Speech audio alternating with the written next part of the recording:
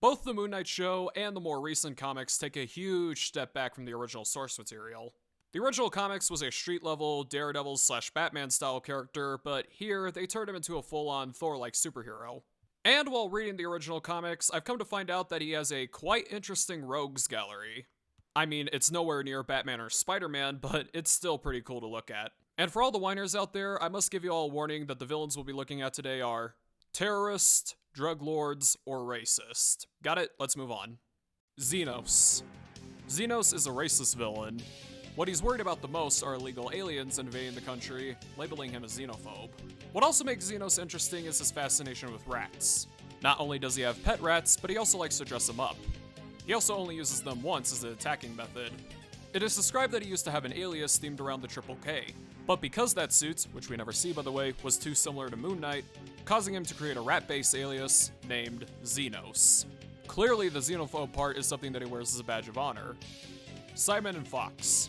Simon, who wears the wolf mask, and Fox, who wears the Frankenstein mask. If you ask me, I think it should be the other way around. Contaminate the drinking water of Chicago with their drug, and whoever drinks the water goes crazy. Not only that, but they also do Simon's bidding. And unfortunately, some of Moon Knight's closest allies drink the water, forcing him to fight them. Moon Knight himself even gets contaminated by the drug, not by the water, showing us the reader the perspective of what it's like taking the drug. This is a 2-issue story, by the way, and I had a lot of fun with this. If they want to adapt Moon Knight for anything else, like a season 2 or a reboot movie, this should be the film. Morpheus. No, not that one.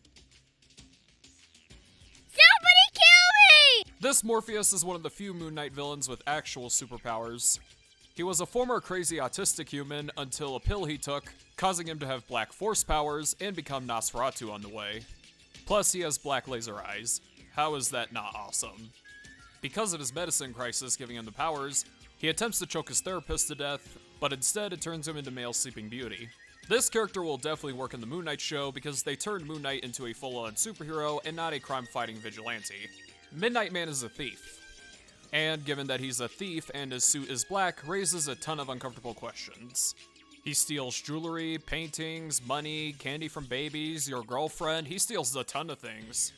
He even has a bunch of traps in his house, made out of things he stole, so you can't steal the stuff he steals. Stealer. I also like that he uses a secret identity to invite Moon Knight over his house for a slumber fight. And if anyone wonders why he's so similar to Moon Knight, well, it's basically the polar opposites are rivals cliche. White Angel is my favorite out of everyone in this list. White Angel is a wigger who wears African tribal clothing.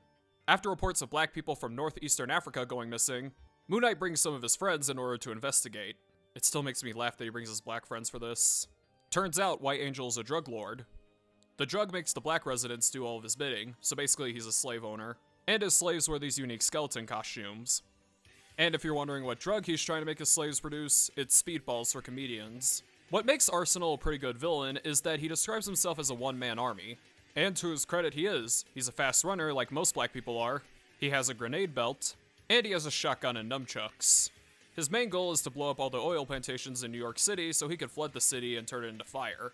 He's also got a couple of multiracial girlfriends. Once Marlene gets added in there for spy purposes, he has 2 honkies, 1 black and 1 Asian. And not one of them is gay. I also need to mention that he's got his own private island. So I guess he's Osama Weinstein, am I right, guys? Raul Bushman. Bushman is an Islamic terrorist. He has a skull tattooed face to make him look intimidating, and sharp metal teeth to commit an army hammer. He even did a super bite on Mark's future wife Marlene's dad. He's also a gold digger, who wants to steal gold and melt it into his own doing. I also need to mention that some villains from later Moon Knight comics would have a connection to Bushman in some way. Before Spectre became Moon Knight, he hired Spectre and his pilot Frenchie to serve him in an invasion. When Spectre wanted to leave Bushman put Spectre on the set of the 1984 movie Dune, causing Spectre to stumble into an Egyptian temple where he's revived by the one and only non-bird Khonshu. Since I'm a critic, let's go on to some critiquing territory.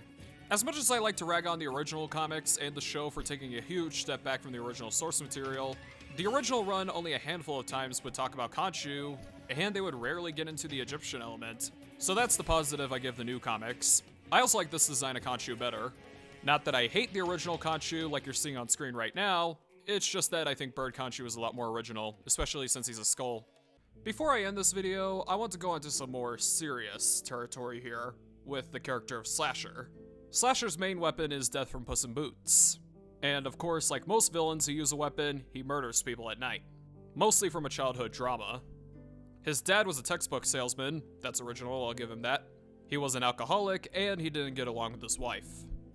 Turns out the Slasher's dad is actually Spectre's friend Crawley. The bombshell is revealed in court, and after knowing a bit about Crawley while reading this comic, we of course know that he redeems himself. This causes a chase between Spectre and Slasher, leading to Slasher's accidental death. After this, Crawley would later become a long-running character in Moon Knight, whether it be helping him with his missions or just being in the background.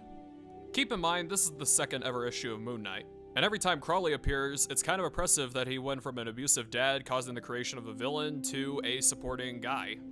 One of the greatest redemption arcs in comics, I must say.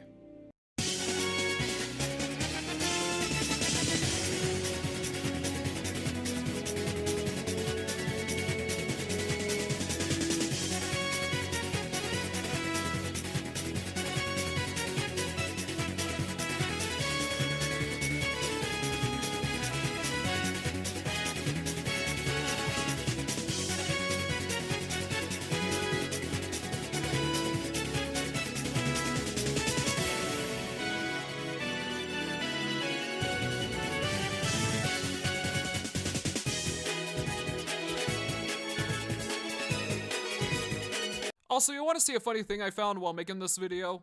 Penis, the male reproductive organ, also known as tallywhacker, schlong, or Wiener?